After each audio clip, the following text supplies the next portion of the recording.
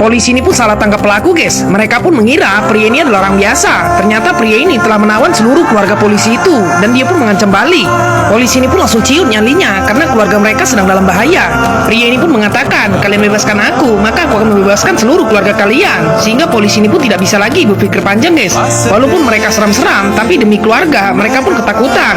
Lalu polisi ini pun menyuruh anggotanya untuk membawa mobil itu di bawah jembatan, karena di bawah jembatan itu ada nanti pengganti pria ini, guys. Dan penggantinya pun sudah standby.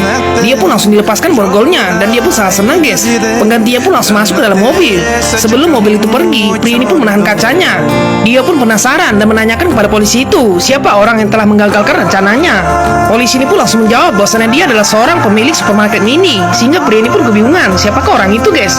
Pria lugu ini pun sangat terkejut. Orang yang telah dilaporkannya ke polisi kini dia sudah bebas dan ada di depannya. Pria ini pun yakin bahwasannya ada yang tidak beres, guys.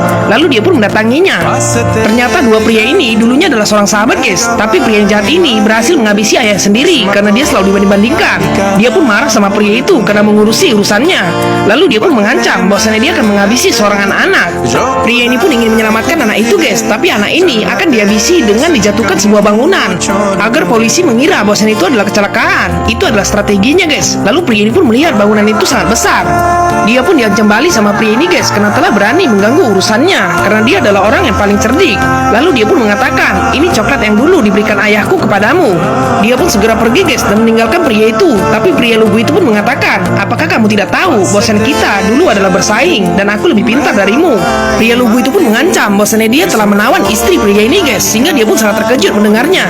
Dia pun mengatakan, kamu ingin menghabisi seorang anak-anak, apakah istrimu sedang hamil? Ternyata pria lugu itu sudah mengetahui dan dia pun mencuri istrinya dari hotel itu, guys, sehingga dia pun sangat ketakutan.